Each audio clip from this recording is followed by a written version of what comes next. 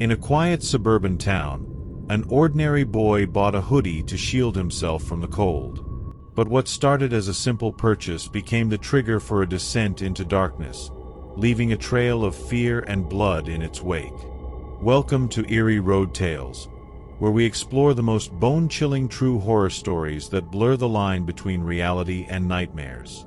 Today, we uncover the terrifying account of the Hooded Man, a story of confidence turned to chaos, and how an ordinary hoodie became a symbol of evil.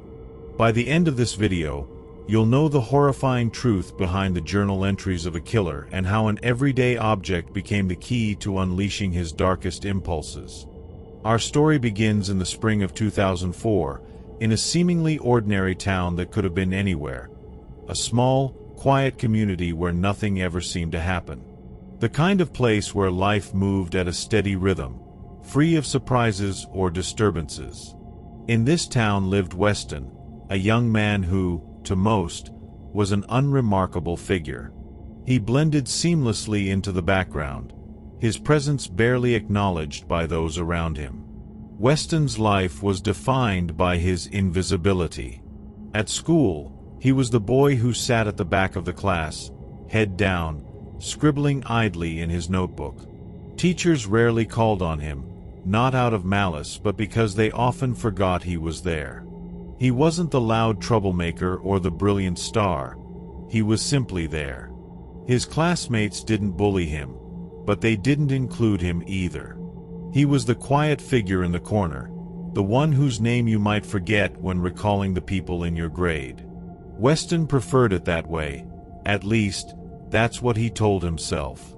But beneath the surface, Weston's world was far from peaceful. His home life was defined by neglect, though not the kind that social services would intervene in.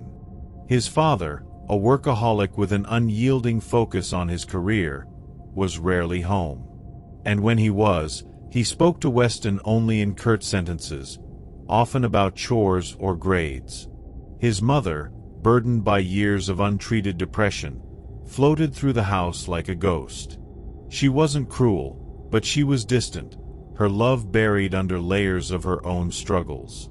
Weston's meals were provided, his clothes were clean, and he had a roof over his head, but there was no warmth, no connection. This emotional absence shaped Weston in ways no one around him seemed to notice. He learned to be self-sufficient, to rely on no one but himself. His emotions were locked away, compartmentalized into neat little boxes. He wasn't angry or rebellious. Those feelings required energy he didn't have. Instead, he simply withdrew, retreating into a world where he was the only occupant. At school, Weston's isolation grew. He wasn't part of any cliques, didn't join any clubs, and avoided interactions whenever possible. While other students navigated the chaos of teenage life, friendships, breakups, drama, Weston existed in his own bubble, untouched and unnoticed. He observed the world around him with a detached curiosity, like a scientist studying a distant species. He saw the way people moved in groups, how they laughed and argued, and how they formed bonds he could never quite understand. By the time Weston turned 16, his isolation had solidified into something more profound. He wasn't just shy or introverted. He was invisible, a ghost in his own life. It wasn't that he didn't feel emotions. He did. But those emotions were buried so deeply that even he struggled to access them. Then came that fateful day in April, a chilly morning when winter seemed reluctant to loosen its grip. Weston had outgrown his old jacket, and with the temperature dropping, he decided to buy something new. He wandered into a small clothing store downtown, a place he'd passed 100 times but never entered. The store was unremarkable, its racks filled with basic, practical items. Weston wasn't looking for anything special, just something warm. That's when he saw it. A black hoodie with a white lining hung near the front of the store, catching his eye. It was simple, almost plain, but something about it drew him in. He picked it up, feeling the soft fabric between his fingers. Without much thought, he tried it on. It fit perfectly, the hood settling over his head like it belonged there. "You look good in that," the clerk said with a polite smile. Weston nodded, muttering a quiet thanks. When Weston looked in the mirror that night, something felt different. It wasn't just the warmth of the hoodie or the way it fit, it was the way it made him feel. He pulled the hood over his head, staring at his reflection. His face was still his own, but it felt obscured, hidden somehow. The hoodie seemed to give him a sense of power, a confidence he'd never felt before. For the first time in as long as he could remember, Weston didn't feel invisible. What Weston couldn't know was that this small, seemingly insignificant moment would mark the beginning of a transformation. The hoodie wasn't cursed, nor was it imbued with any supernatural power. But for Weston, it became a symbol, a catalyst that unlocked parts of himself he had long kept hidden. In the days that followed, Weston began wearing the hoodie everywhere. To school, to bed, even around the house. It became a second skin, inseparable from his identity. And with it came changes that were subtle at first but soon became impossible to ignore. At school, Weston walked differently. His usual slouch was replaced by a straighter posture, his steps more deliberate. His once avoiding gaze now met others with a disconcerting steadiness. Teachers noticed the shift but said nothing, unwilling or unable to confront the unsettling presence Weston had become. His classmates, who had once ignored him, now felt uneasy in his presence. They didn't understand what had changed, but they could feel it, a tension, a quiet menace that hadn't been there before. At home, Weston's parents were slow to notice. His father, as usual, was absorbed in his work, and his mother's attention remained focused inward. But even they couldn't entirely ignore the difference. Weston spoke less than ever, his words clipped and devoid of emotion. He spent hours in his room, the door closed, the hoodie always on. The hoodie had become more than clothing. It was a shield, a mask, a symbol of the person Weston was becoming. And as the weeks went on, it would become the key to unleashing a side of him that no one, not even Weston himself, had ever imagined existed. At first, the hoodie brought Weston a sense of confidence he had never known before. It wasn't immediate, but the changes came steadily, creeping into his demeanor like a shadow growing under a setting sun. He walked taller now, his shoulders no longer hunched as they had been for most of his life. His steps were deliberate, almost calculated, as though every movement was part of some larger purpose. The quiet, invisible boy who used to linger in the background was gone, replaced by someone who now stood in the foreground, commanding attention even if no one dared to look too long. Weston began to see himself differently. The mirror in his bedroom became a silent witness to his transformation.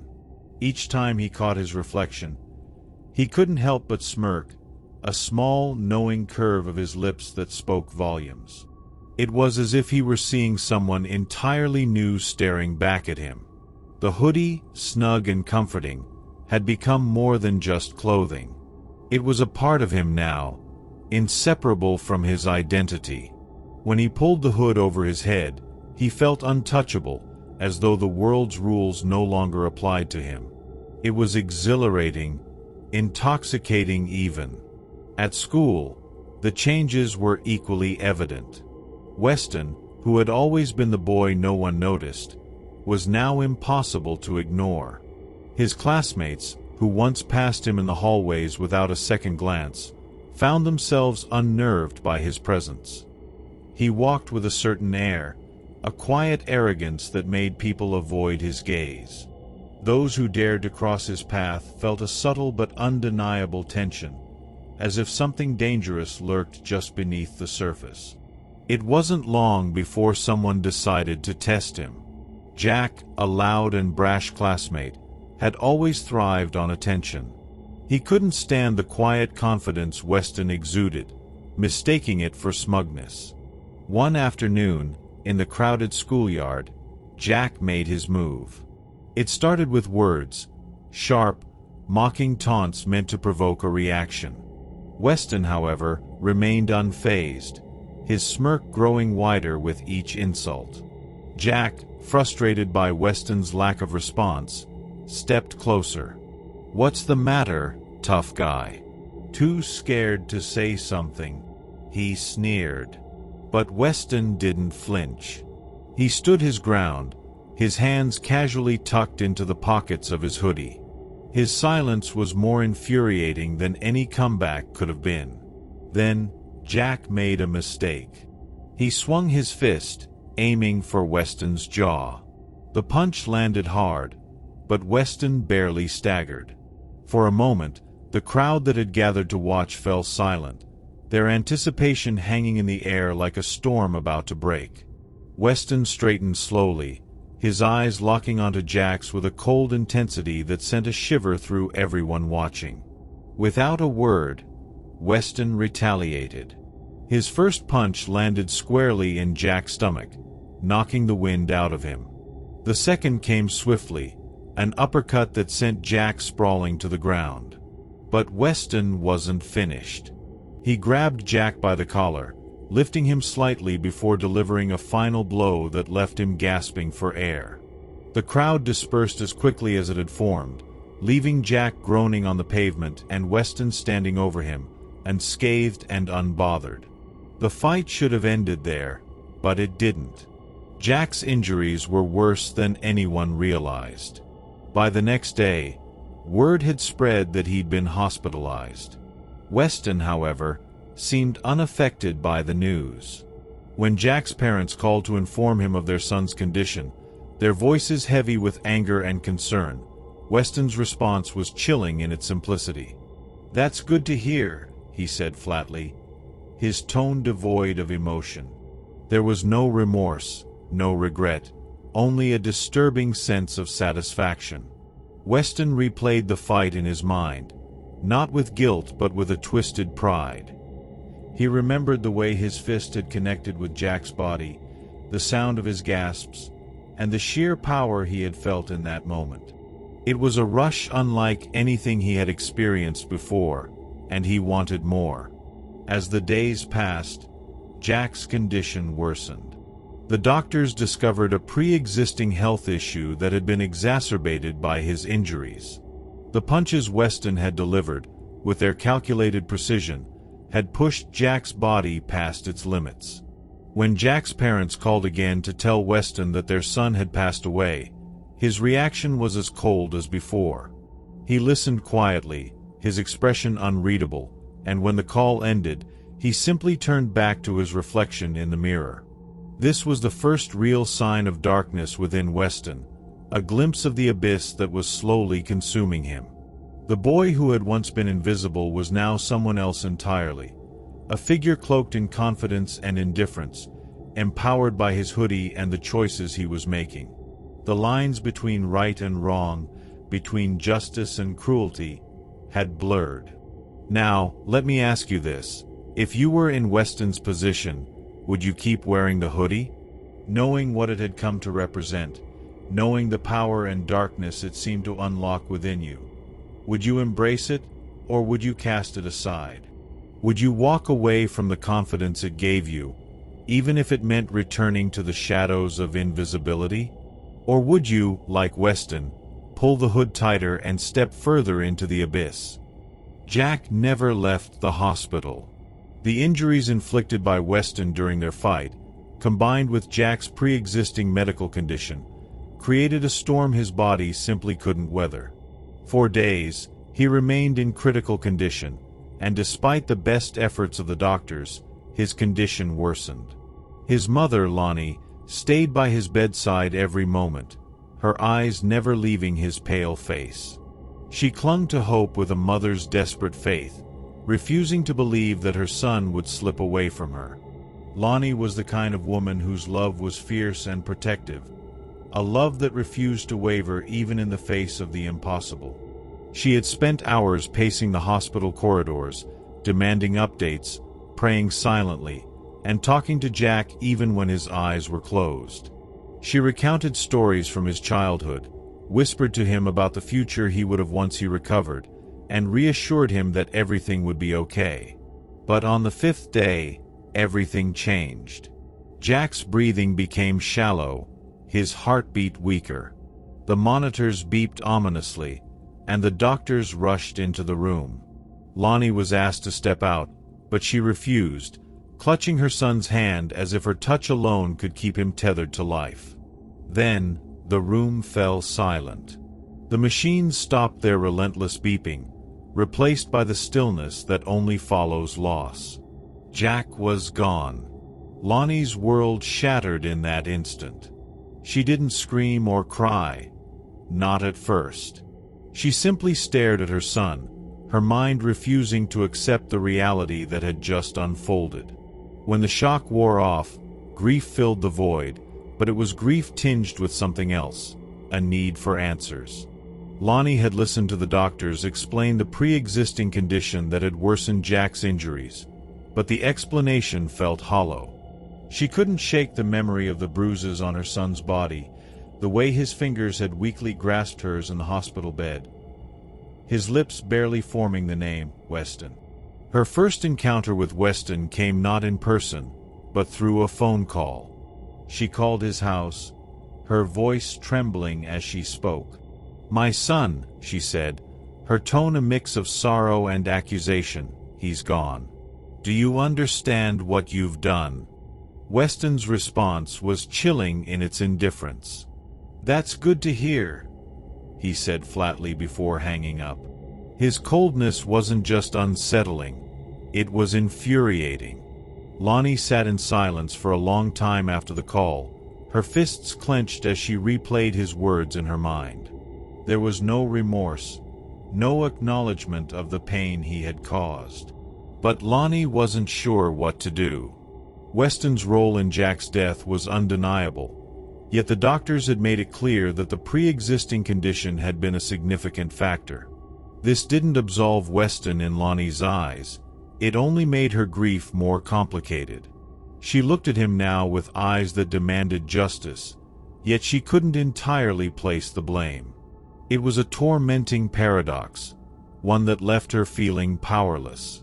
Meanwhile, Weston carried on as though nothing had happened. At school, his behavior became increasingly erratic. The hoodie he wore seemed to be his armor, a barrier between him and the rest of the world. It wasn't long before the students stopped speaking to him altogether, their initial avoidance turning into outright fear. Even teachers grew hesitant around him, their glances filled with unease.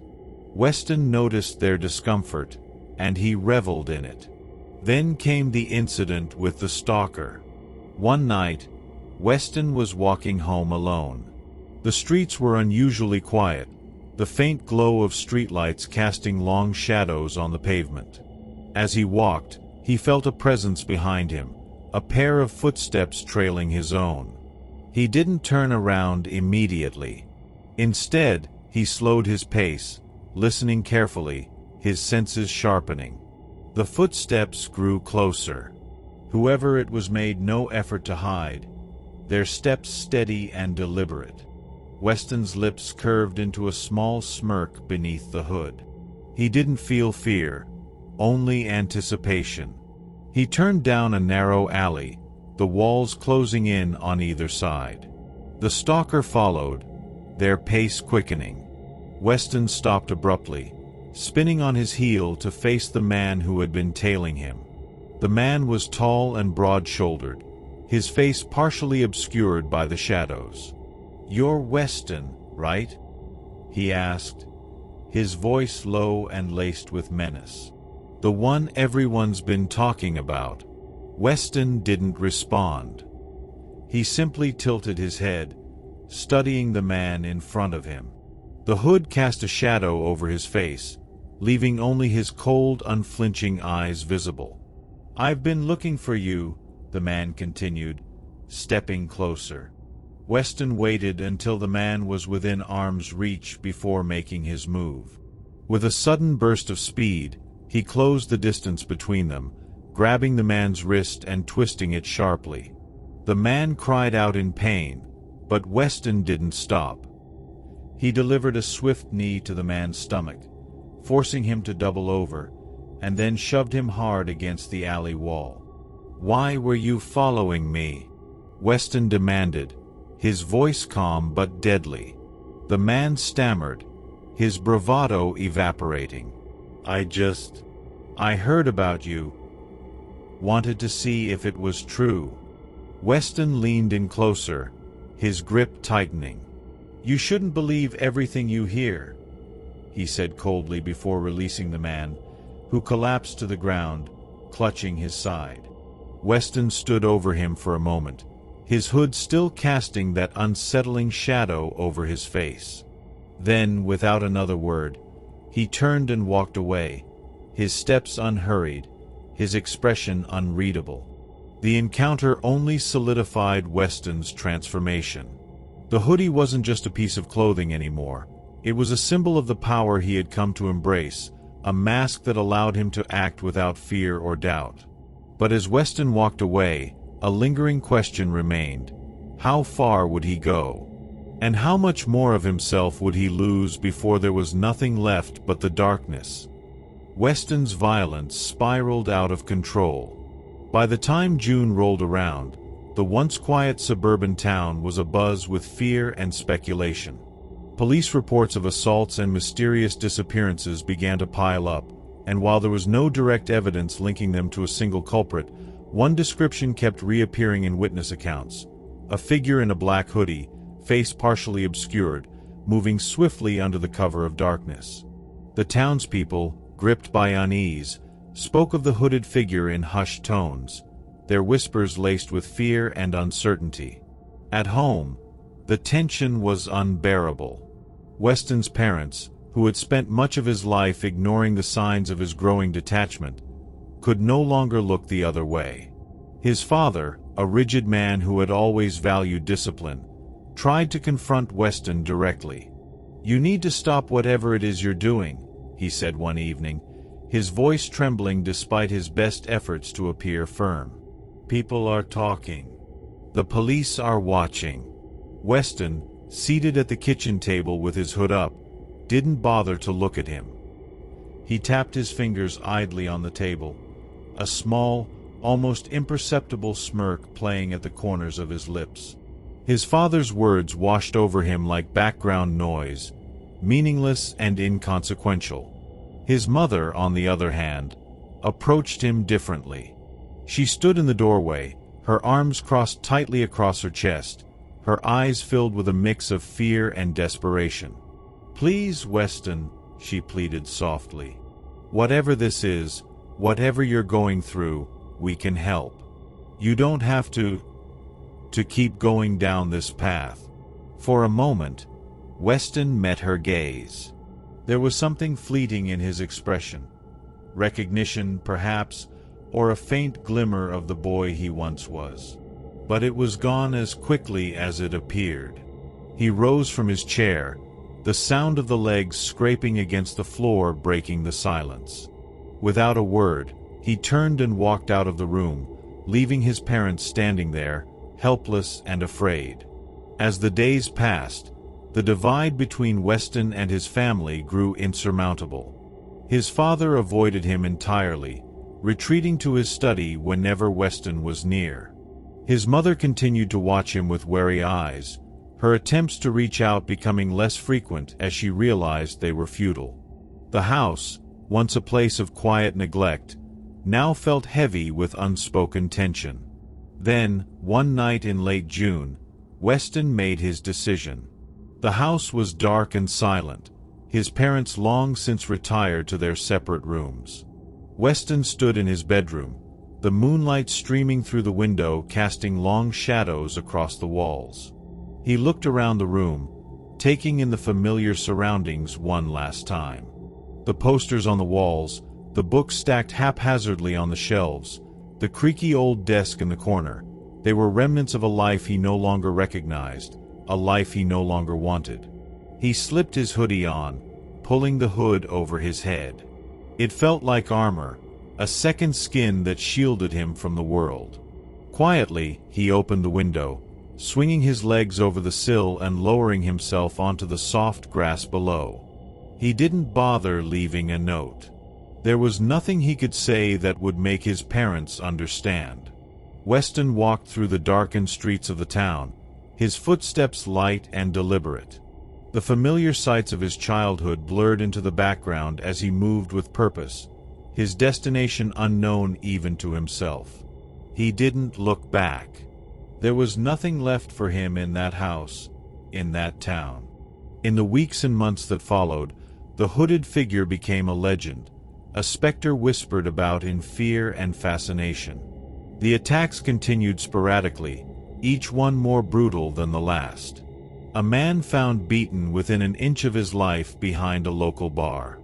A teenage boy left unconscious in the park, his face bloodied and bruised. A young woman who claimed she was followed home by a shadowy figure, her screams scaring him off before he could strike. The police intensified their efforts, setting up patrols and urging residents to stay vigilant. But Weston was always one step ahead, slipping through the cracks, disappearing into the shadows before anyone could catch him. The town grew paranoid, the fear of the hooded figure permeating every corner of daily life. Meanwhile, Weston thrived in the darkness. He had fully embraced the void within him, the part of himself that craved control and power. The hoodie, once a simple garment, had become a symbol of his transformation. It allowed him to move unseen, to act without consequence. It wasn't cursed, but it might as well have been. Weston no longer saw himself as a boy or even a man. He was something else entirely, a force of nature, a harbinger of chaos. He had severed every tie to his old life, every connection to the person he used to be. There was no room for guilt or remorse. He was free, unburdened by the constraints of morality or society. And so, Weston faded into the shadows of the town, his presence felt but never fully seen. His name became synonymous with fear, his legend growing with each passing day. But the question lingered, unspoken yet ever-present. Was Weston still human, or had he become something else entirely? Perhaps the answer didn't matter. What mattered was that Weston was out there, somewhere, his hood pulled low over his face, waiting for his next opportunity to strike. The boy who had once been invisible had become a monster, and the world would never be the same. What do you think? Was this the story of a young man succumbing to the darkness already lurking within, or could there have been something far more sinister driving his transformation? Could a simple hoodie truly become a catalyst for such chaos, or was it merely a reflection of what was already there? Let us know your thoughts in the comments below. And if stories like this intrigue you, make sure to like, share, and subscribe to Eerie Road Tales for more unsettling journeys into the shadows of the human mind. And remember, sometimes the most terrifying monsters aren't born, they're made. Stay vigilant, stay safe, and we'll see you in the shadows.